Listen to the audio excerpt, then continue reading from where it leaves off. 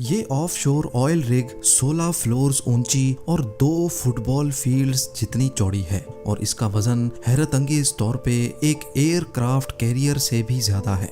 इस oil platform को एपोमेटिक्स कहा जाता है, जो फिल वक्त नॉर्थ अमेरिका में लुइसियाना के साहिल से 130 किलोमीटर दूर गल्फ ऑफ मेक्सिको में मौजूद है। लेकिन इसकी मंजिल का आगाज आज से चंद साल पहले हजारों मील दूर साउथ कोरिया से हुआ था, जहां हजारों वर्कर्स और इंजीनियर्स इस ऑयल प्लेटफॉर्म को बनाने में मसरूफ थे। पूरे 7 सालों की मेहनत के बाद जब एपोमेटिक्स को तैयार कर लिया गया था, तो इंजीनियर्स को एक ऐसा चैलेंज फेस करना पड़ा जो वो अपने कैरियर में पहली बार कर रहे थे। मसला ये था कि इस द्यो कामत स्ट्रक्चर को साउथ कोरिया से गल्फ ऑफ मेक्सिको के लिए रवाना करना था और इसके लिए दुनिया का सबसे बड़ा मेरीन ट्रांसपोर्ट वेसल मंगाया गया। एपोमेटिक्स ऑयल प्लेटफॉर्म को उठाकर इस वेसल पे रखना एक ऐसा टास्क था जिसमें कम से कम 7 दिन लगने थे। लेकिन अचानक उनको खबर मिली कि पैसिफिक ओशन में एक तूफान पैदा हुआ है और इस तूफान ने सुपर टाइफून की शक्ल इख्तियार कर ली है। इस लेवल का टाइफून 20 सालों में एक मर्तबा पैदा होता है। 315 किलोमीटर फी घंटा की रफ्तार से घूमता हुआ ये टाइफून अगले 7 दिनों के बाद किसी भी वक्त साउथ कोरिया के साहिल पर हमला कर सकता है। और ये बात तो हम सबको मालूम है कि सुपर टाइफून जब कहीं हमला करता है तो नुकसान पहुंचाए बगैर नहीं जाता। वर्कर्स, इंजीनियर्स और ट्रांसपोर्ट एक्सपर्ट्स के लिए अब चैलेंज ये था कि इनको 7 दिनों का काम सिर्फ 3 दिनों में करना था। यानी अगर 3 दिनों के अंदर अंदर एपोमेटिक्स ऑयल प्लेटफॉर्म को शिप यार्ड से उठाकर इस मरीन वेसल पे लोड करके रवाना ना किया गया तो सालों की मेहनत एक ही पल में जाया भी हो सकती है।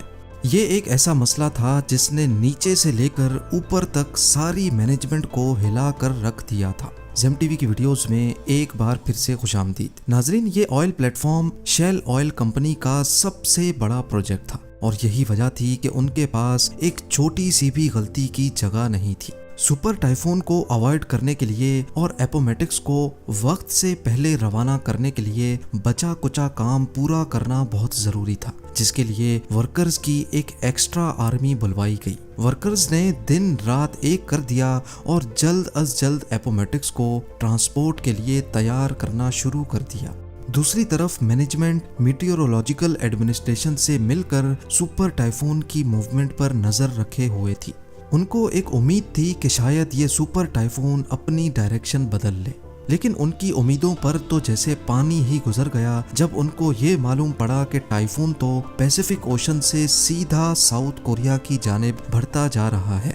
वर्कर्स की आर्मी ने जी जान लगाकर सिर्फ 3 दिनों के अंदर अंदर एपोमेटिक्स का सारा काम कंप्लीट कर लिया और अब बारी थी इस द्यो कामत स्ट्रक्चर को उठाकर फ्लोटिंग डॉक पर रखने की। इस पूरे स्ट्रक्चर का वजन हैरतअंगेज तौर पे 41,000 टन्स बताया जा रहा था।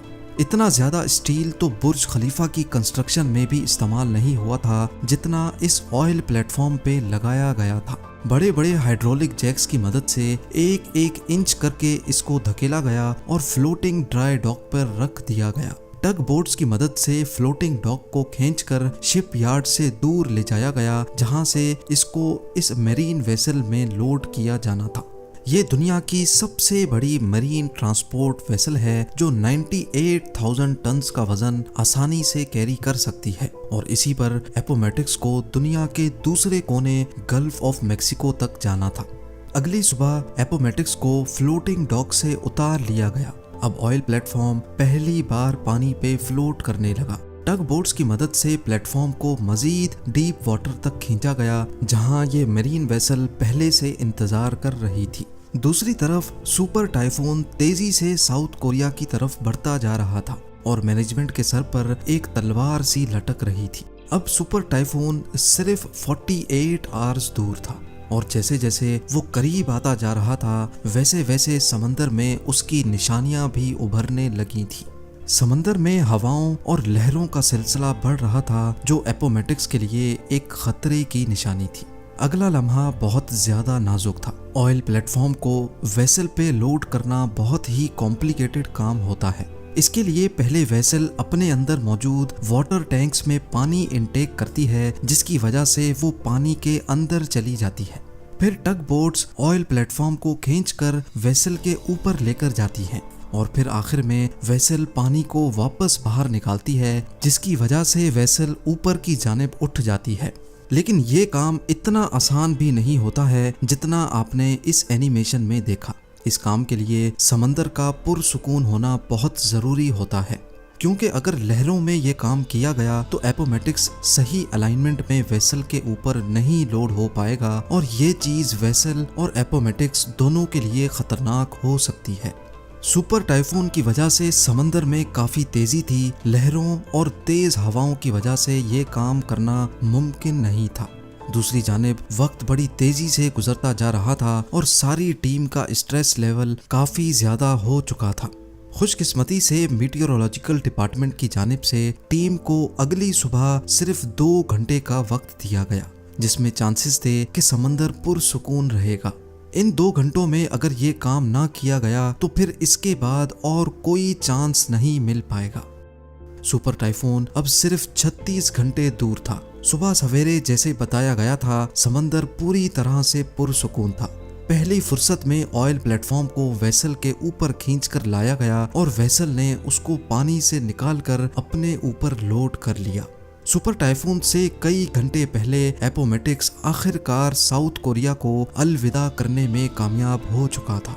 शेल ने अपने ऑयल प्लेटफॉर्म को सुपर टाइफून से बचाकर पहला चैलेंज तो कंप्लीट कर लिया था, लेकिन इसका मतलब ये नहीं कि अब आगे और कोई चैलेंज नहीं आने वाला। कई महीनों के सफर के बाद साउथ टेक्सास में ऑयल प्लेटफॉर्म को दोबारा अनलोड किया गया, क्योंकि 4 मॉड्यूल्स ऐसे थे जिनको यहाँ पर मैन्युफैक्चर किया जा रहा था। मॉड्यूल्स को एक एक करके प्लेटफॉर्म पे फिट किया गया और एक बार फिर से इसको 130 किलोमीटर दूर अपनी मंजिल के लिए रवाना किया गया, जहां इसको अगले 40 सालों तक रहना था। पूरे 7 सालों की मेहनत के बाद आखिरकार अब वो घड़ी आ चुकी थी जब एपोमेटिक्स को 30,000 फीट नीचे ऑयल वेल के साथ कनेक्ट करना था। जिस जगह एपोमेटिक्स पानी में फ्लोट कर रहा है, यहाँ समंदर का बॉटम 7,400 फीट डीप है। ये इतनी ज्यादा गहराई है कि इसमें लगभग 3 बुर्ज खलीफा फिट आ सकते हैं। लेकिन जिस ऑयल वेल से एपोमेटिक्स को कनेक्ट करना था, वो हैरान कुन तौर पे इस गहराई से भी मजीद 22,600 फीट नीचे थी। समंदर की इतनी गहराई में पानी का प्रेशर बहुत ज्यादा होता है, जहां पर किसी इंसान का जाना और फिर वहां कोई मिशन अंजाम देना इम्पॉसिबल होता है। लिहाजा समंदर के बॉटम पे ऑयल वेल की ओपनिंग के साथ एपोमेटिक्स को कनेक्ट करने के लिए remotely operated under water vehicle को इस्तेमाल करने का फैसला किया गया। इंस्टॉलेशन क्रू, जो कि एक अलग प्लेटफॉर्म से अंडर वाटर पाइपलाइंस को इंस्टॉल कर रहा था, उन्होंने ROV को क्रेन की मदद से समंदर के अंदर भेजा। ये एक बहुत ही कॉम्प्लिकेटेड काम होता है, जिसमें पाइपलाइन को ठीक ऑयल वेल की ओपनिंग के ऊपर जाकर लैंड कराना होता है। 7,400 फीट नीचे ये काम इतनी एक्यूरेसी से अंजाम देने का कंट्रोल ऊपर बैठे ROV ऑपरेटर के हाथ में होता है, जो किसी वीडियो गेम की तरह ये मिशन परफॉर्म कर रहा होता है। खुशकिस्मती से ये काम पहली बारी में ही कर लिया गया। अब बारी थी पाइप को इंस्टॉलेशन प्लेटफॉर्म से एपोमेटिक्स तक ट्रांसफर करने की। इस प्रोसेस को राइजर ट्रांसफर कहा जाता है, जिसमें 4 अलग अलग वेसल्स एक साथ काम करती हैं। पहले एपोमेटिक्स में से एक चेन निकाली गई, फिर ROV ने ये चेन लेकर दूसरी शिप तक पहुंचाई। इस शिप से ये चेन दूसरे प्लेटफॉर्म ने खींच ली और फिर आखिर में एपोमेटिक्स से इस चेन को खींचकर पाइप को अपनी तरफ कर लिया गया। इसके बाद शुरू किया गया ड्रिलिंग का काम। सी बेड से भी हजारों फीट नीचे, लगभग 22,600 फीट नीचे पाइप को ऑयल वेल तक ड्रिल करना था। कई महीनों की ड्रिलिंग के बाद आखिरकार पाइप ऑयल वेल तक पहुंच चुका था। अब बारी थी ऑयल को पंप करने की। इस लम्हे को देखने के लिए पूरी टीम जमा हो चुकी और एक बटन की मदद से ऑयल पंप को ऑन किया गया। 30,000 फीट नीचे से जब पहली बार ऑयल पंप हुआ तो सबके चेहरों पर खुशी देखने जैसी थी। वर्कर्स, इंजीनियर्स और मैनेजमेंट की 7 सालों की मेहनत रंग ले आई थी ऑयल का फ्लो और उसकी क्वालिटी बिल्कुल परफेक्ट थी। आज एपोमेटिक्स हर रोज 1,75,000 बैरल्स ऑयल प्रोड्यूस करता है, जिससे इतना फ्यूल बनाया जाता है जो 40 लाख गाड़ियां एक दिन में इस्तेमाल करती हैं। शेल का मानना है कि अगले 40 सालों तक यानी 2060 तक एपोमेटिक्स इसी तरह ऑयल प्रोड्यूस करता रहेगा। उम्मीद है जेम टीवी की ये वीडियो भी आप लोग भरपूर लाइक और शेयर करेंगे। आप लोगों के प्यार भरे कमेंट्स का बेहद शुक्रिया। मिलते हैं अगली शानदार वीडियो में।